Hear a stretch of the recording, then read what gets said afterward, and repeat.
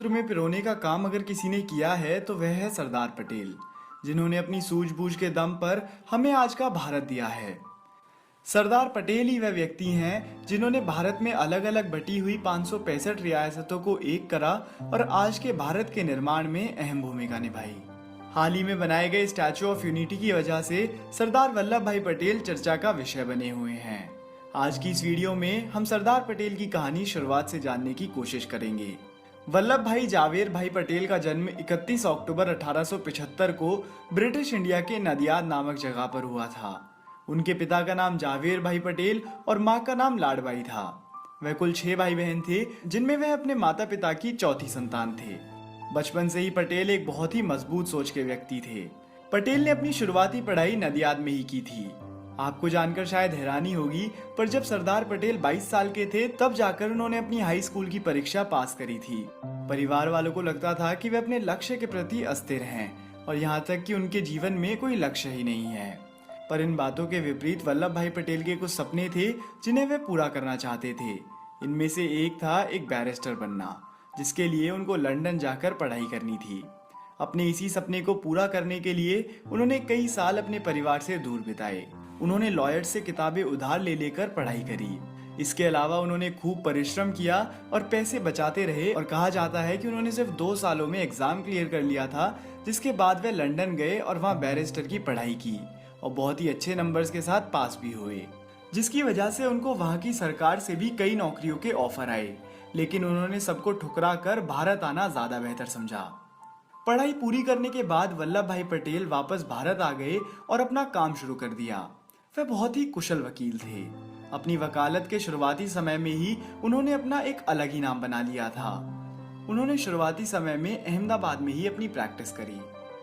1917 वो वक्त था जब वल्लभ भाई पटेल का ध्यान राजनीति की ओर पहली बार आया और इसी के चलते उन्होंने अहमदाबाद के कमिश्नर का चुनाव लड़ा, जो कि वह बड़ी ही आसानी से जीत गए। इसके साथ ही गांधी जी के साथ उनकी नजदीकियों से उनका इंटरेस्ट राजनीति में पहले से भी ज्यादा बढ़ने लग गया। साल बीतते गए और वह अपना काम लगन से करते रहे। 1928 आते आते वह राजनीति में भी एक जाना माना नाम बन चुके थे। इसी साल बरदोली नामक जिले के किसानों के ऊपर सरकार टैक्स के नाम पर मनमाना पैसा वसूल कर रही थी। तब इसके उपाय के लिए वल्लभ भाई पटेल ने एक सत्याग्रह अभियान की रूपरेखा तैयार की और इस सत्याग्रह में उन्होंने किसानों का सफल नेतृत्व किया, जहां से किसानों द्वारा उनको सरदार की उपाधि दी गई और इसी के साथ उनके नाम में सरदार नाम जोड़ा जाने लगा। सरदार पटेल राजनीतिक गलियारों में अब एक बहुत ही बड़ा चेहरा बनने लगे थे। अब सारा देश उनको एक कुशल नेता के रूप में देखने लगा था। इसके बाद उन्होंने भारत छोड़ो आंदोलन में भी अहम भूमिका निभाई। उनकी बेदाग छवि और लोगों को अपनी तरफ मिलाने की काबिलियत से घबराकर अंग्रेजी हुकूमत ने 9 अगस्त 1942 को उन्हें गिरफ्तार कर लिया, जिसके बाद उनको 3 साल जेल में ही रखा गया। 3 सालों तक सजा काटने के बाद जब वह रिहा हुए तब देश आजाद होने की कगार पर था और जवाहरलाल नेहरू देश के पहले प्रधानमंत्री बनाए गए। वहीं सरदार वल्लभ भाई पटेल को देश का पहला डेप्यूटी पीएम बनाया गया। भारत भले ही आजाद हो गया था, पर अभी भी भारत एक सूत्र में नहीं बंधा था, क्योंकि भारत में सैकड़ों की संख्या में अलग अलग रियासतें थी, जिनके अपने कानून, नियम और पुलिस हुआ करते थे। ऐसे में एक भारत का सपना अधूरा था।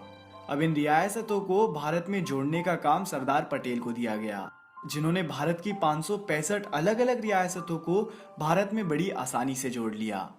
सिर्फ जूनागढ़, कश्मीर और हैदराबाद ही वह रियासतें थी जिन्होंने भारत में जुड़ने से मना किया, पर पटेल ने अपनी समझ, सूझबूझ और कुशल नेतृत्व की क्षमता से किसी तरह इनको भी भारत में जोड़ लिया और हमको आज का भारत एक संपूर्ण भारत दिया। भारत के इस लौह पुरुष यानी कि सरदार वल्लभ भाई पटेल जी की मृत्यु 15 दिसंबर 1950 को भारत के बॉम्बे स्टेट में हार्ट अटैक के कारण हुई। यह वो वक्त था जब भारत ने एक ऐसे व्यक्ति को खोया जिसने देश और इसकी अखंडता के लिए पूरा जीवन न्यौछावर कर दिया था। 1991 में उनको भारत का सर्वोच्च सम्मान भारत रत्न दिया गया। सरदार पटेल जी को सम्मान देने के लिए भारतीय सरकार ने 31 अक्टूबर 2018 को सरदार पटेल जी की 182 मीटर की प्रतिमा का शुभारंभ किया। यह दुनिया की अब तक की सबसे ऊंची प्रतिमा होगी। इसकी ऊंचाई स्टैचू ऑफ लिबर्टी से भी कहीं ज्यादा है। इस प्रतिमा को गुजरात के वडोदरा में बनाया गया है और इसको स्टैचू ऑफ यूनिटी नाम दिया गया है। ये प्रतिमा अपने आप में ही सरदार पटेल के देश के प्रति किए गए गौरवमयी काम को दर्शाती है। इसका उद्घाटन हमारे देश के प्रधानमंत्री नरेंद्र मोदी जी ने किया था। दोस्तों, अगर आपको ये वीडियो पसंद आई हो तो आप इस वीडियो को लाइक करके हमारा मनोबल बढ़ा सकते हैं।